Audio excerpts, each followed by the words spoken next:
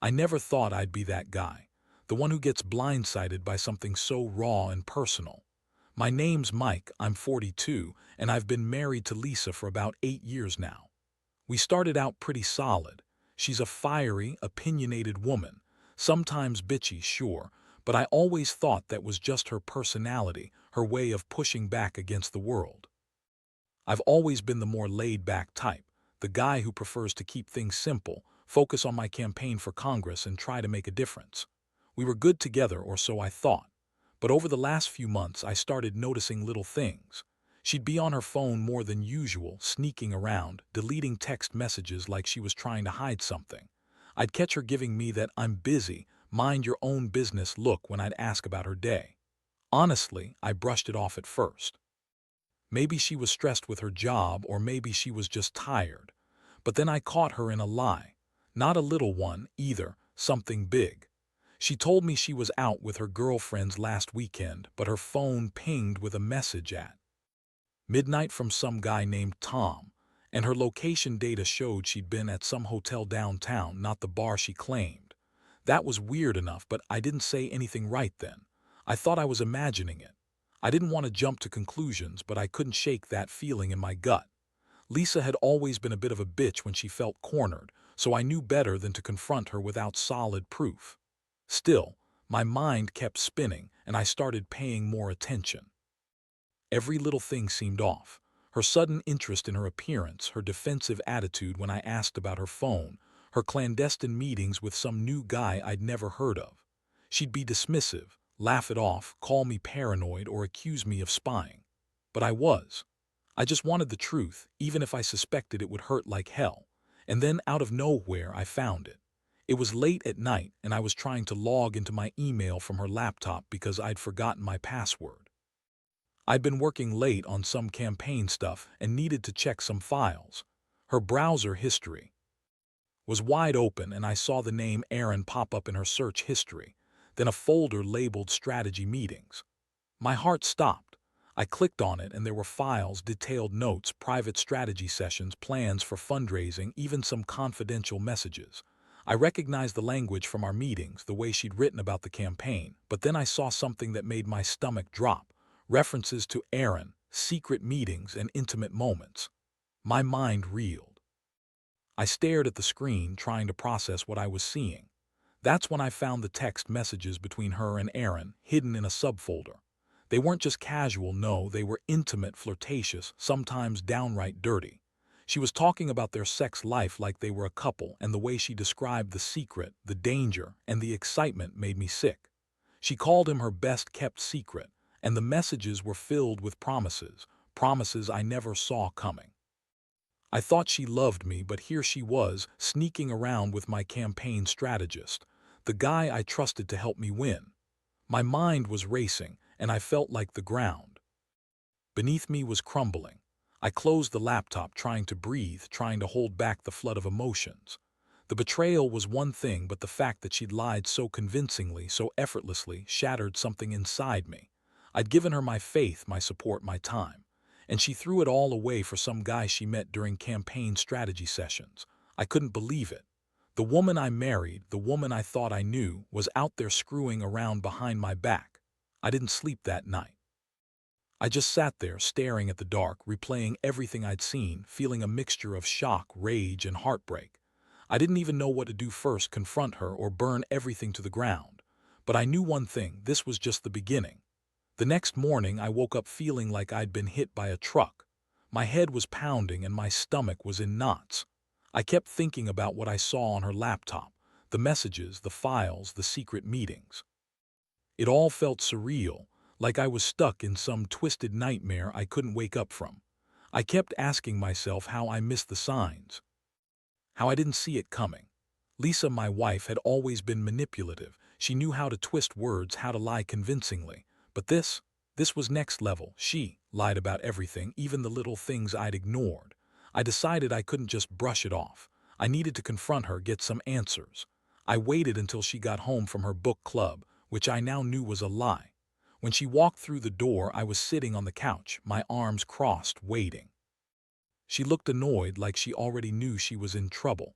She tried her usual bitchy smile, but I wasn't having it. So, I started, voice cold and steady. "Who the hell is Aaron?" Her face froze for a moment, then she scoffed, rolling her eyes. "What are you talking about, Mike? You're seeing things, you're paranoid, I don't know any Aaron." I pulled out her laptop, showing her the files and messages. Her eyes widened in shock, then quickly turned into that defensive glare she always used when she felt cornered. "That's not what it looks like," she spat. "It's just some stupid flirtation. Nothing serious, we've been working on campaign stuff, that's all." I shook my head. I couldn't believe her lies. "Really?" "Because I saw the messages, the private files. The way you talk about him like he's your fucking boyfriend, and don't bother denying it, I know what I saw." She rolled her eyes again, crossing her arms. "Oh please, you think I'd cheat on you after everything we've built? You're just jealous because I spend time with him. He's helping me with your campaign, that's all. It's nothing more." I felt my blood boil. "Nothing more. You've been sneaking around, lying to my face, and that's your explanation. You think I'm stupid. I saw the messages, Lisa. You call him your best-kept secret, and you talk about sex, about sneaking away to meet him. Do you really think I'm just gonna sit here and take this bullshit?" She looked at me, her face twisting into some kind of angry mask. "You're overreacting. You're paranoid. I don't need to explain myself to you. If you don't trust me, maybe we're better off." "Better off what?" I interrupted, voice rising. "Better off pretending this didn't happen. You're damn right. I don't trust you anymore. I caught you in a lie, Lisa. You cheated on me with my campaign strategist. How could you be so fucking disgusting?" Her eyes flashed with a mixture of rage and contempt. "Oh, so now I'm disgusting. You're the one obsessing over some stupid messages. You're making a mountain out of a molehill." I couldn't believe her. I felt like I'd been punched in the gut. The woman I loved, the woman I married, was trashing me, dismissing everything, lying straight to my face. Part of me wanted to explode, to scream at her, to throw her out. But I held back, trying to keep some semblance of composure. I knew this wasn't just about the affair anymore. It was about the betrayal of everything I believed in, everything I thought we stood for. I was furious, but deep down, I also felt crushed. It was like my entire world had shattered in that moment. After that confrontation, she stormed off to her study, pretending to read, but I could hear her muttering under her breath. I stayed there, staring at the laptop screen, feeling numb. I was trying to process what I'd just heard, what I'd seen. I kept thinking about the future, how everything I'd worked for, my campaign, my reputation, was now intertwined with her lies and cheating. I didn't sleep that night either. Instead, I stayed up, replaying every moment, every sign I'd missed, every time I'd brushed off something that now seemed obvious. The trust was gone. The love was hanging by a thread. And I knew I had to make a decision fast. The days that followed were a blur. I didn't want to believe what I saw, but I couldn't unsee it. Every time I looked at Lisa, I saw that smug, dismissive look she always gave me when she lied or spun her stories. It was like her face had become a symbol of betrayal, a constant reminder that the woman I'd married was capable of screwing me over behind my back. I kept asking myself how I didn't see it sooner, how I missed the signs. And the worst part, I'd built my whole campaign on honesty, integrity. And now, everything I stood for felt like it was crumbling because of her. I knew I had to do something, but I didn't want to act impulsively. I spent the next couple of days gathering evidence, going through her phone, her emails, even sneaking into her side of the house when she wasn't looking. I wanted to be sure because I knew once I confronted her again, there'd be no going back. The thing is, I couldn't keep my rage bottled up. Every time I thought about her secret meetings, the texts, the sex, yeah, sex she'd been having with Aaron, I felt like I was going to lose my mind. One evening, I got an anonymous tip. It was from someone claiming to be part of the opposition research team I'd hired, someone who had stumbled onto a treasure trove of her messages, her plans, her lies.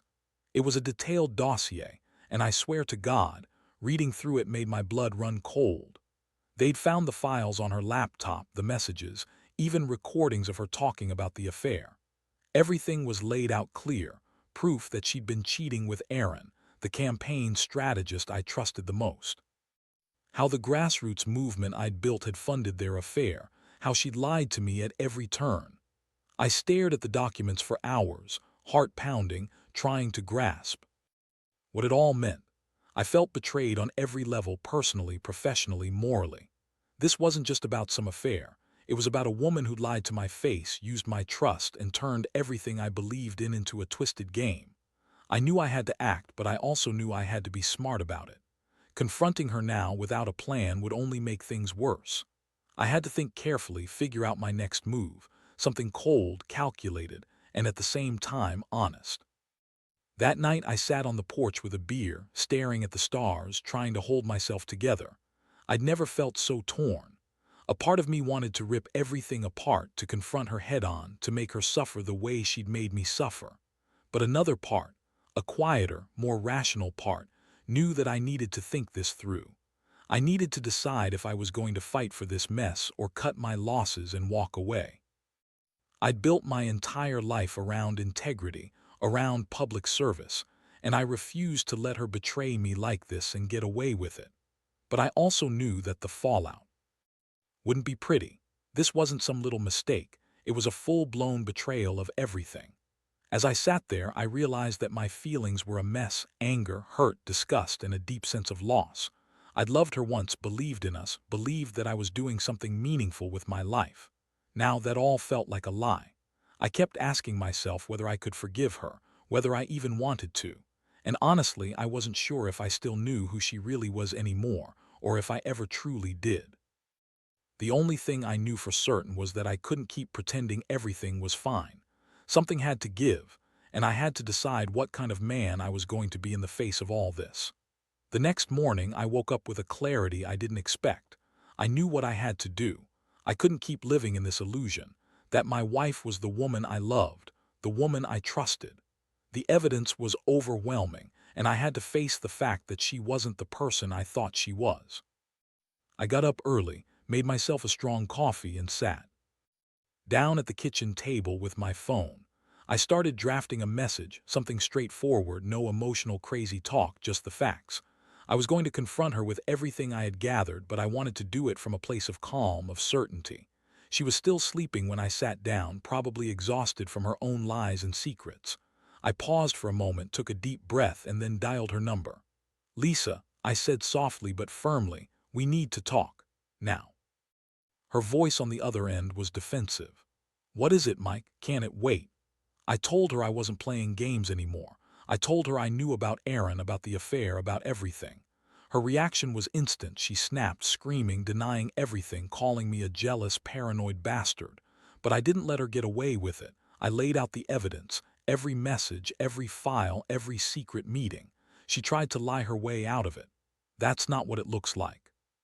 You're blowing this out of proportion. Those messages were just flirtation, nothing serious.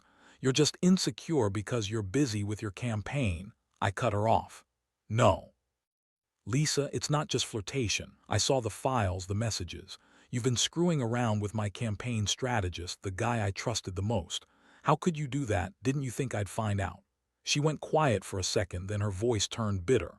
"You're overreacting. You're just jealous because I wouldn't sleep with you that night. I was stressed, that's all. You're reading too much into it." I laughed bitterly. "You want to talk about stress?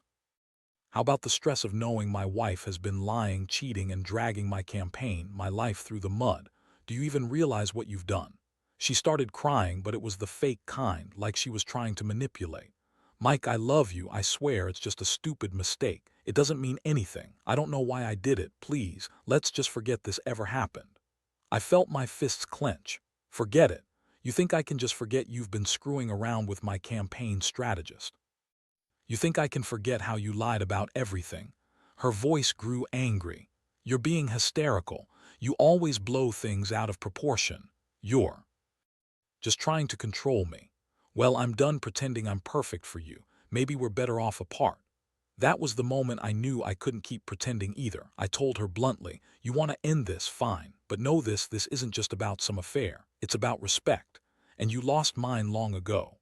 We sat in silence for a few moments, and I could feel the weight of everything crashing down.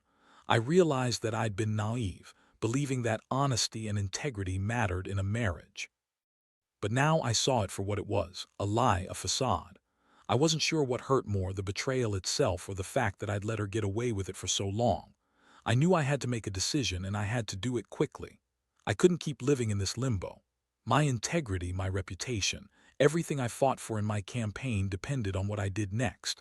The anger, the heartbreak, they were all swirling inside me, a storm I knew I'd have to weather, no matter what choice I made. The days after that call felt like walking through quicksand. I knew I couldn't just sit still and let things unfold on their own. I had to be strategic, clear-headed. The evidence was solid, irrefutable, and I knew I had to decide whether to fight for my marriage or cut my losses. Honestly, part of me still wanted to believe I could salvage something, maybe forgive, forget, move on. But deep down, I knew that trust was shattered beyond repair. If I stayed, I'd be living with a lie, a betrayal that would haunt me forever. I started gathering everything I could, screenshots of the messages, copies of the files, recordings I'd secretly made when she was unaware. I didn't want to leave anything to chance. I also contacted my campaign team. I explained the situation, told them I'd be stepping back from the race temporarily, and asked for their support. I needed to keep my focus on what mattered, my integrity, my reputation, and my future. It was hard, swallowing my pride and admitting I'd been betrayed at the worst possible moment, but I knew I had to do it. Meanwhile, Lisa was acting like she was the victim. She tried calling and texting repeatedly, saying she'd change, that she was sorry, that she'd do anything to fix it. I didn't reply. I didn't want to hear her bullshit anymore. It was as if she thought the whole thing was some kind of game and I was supposed to just accept her apology and move on. But I wasn't that naive anymore. I couldn't forget what she'd done and I wasn't about to pretend everything was fine. One afternoon, I decided I needed to confront her face to face.